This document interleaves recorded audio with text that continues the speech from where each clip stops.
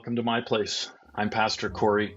We're going through the Hebrews study in these last bunch of devotions, and today we're starting Hebrews chapter 12, and we're going to verses 1 and 2, which is very familiar to everyone, but I'm going to read it anyways. It says, "Therefore, since we have so great a cloud of witnesses surrounding us, let us also lay aside every encumbrance and the sin which so easily entangles us. Let us run with endurance the race that is set before us, fixing our eyes on Jesus, the author and perfecter of faith, who for the joy set before him endured the cross, despising the shame, and has sat down at the right hand of the throne of God.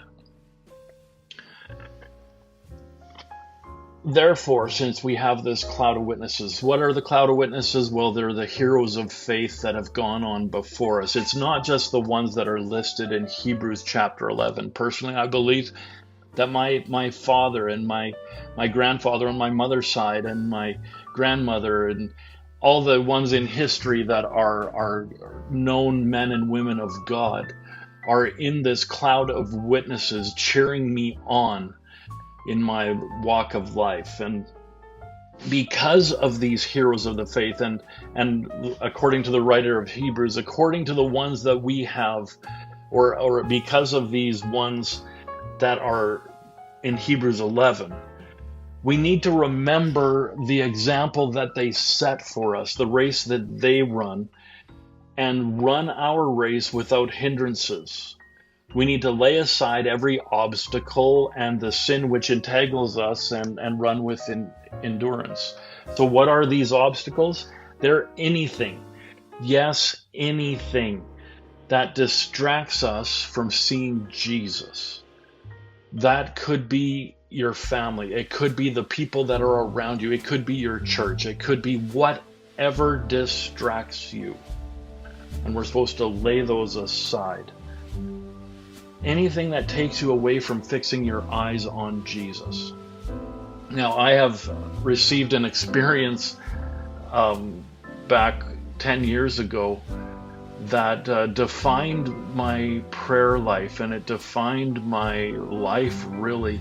And a lot of you have heard about it, and I won't go into details right now, but I was in a spot where I was supposed to focus in on Jesus and the Father. And God said to me distinctly, He said, "Can you see me amidst the distractions?" So even with the distractions, can I focus in on God? And so in that instance, I needed to keep my eyes open, even though I was distracting. And even though we were instructed to close our eyes. And I learned how to see the Father and see Jesus and focus in on them, even in the midst of all the distractions of life. Now, do I get distracted still? Yes, I do. But I have a mainstay, a base that I always go back to in regards to focusing in. And now it's a practice that I've been doing for almost 10 years. And I encourage you to get to a place where the distractions don't matter. You can easily lay them aside if you are focused on the Father and focused on Jesus. And I can tell you, the sin will be laid aside as well if you're focused on them. God bless you richly. We'll see you next time on My Place.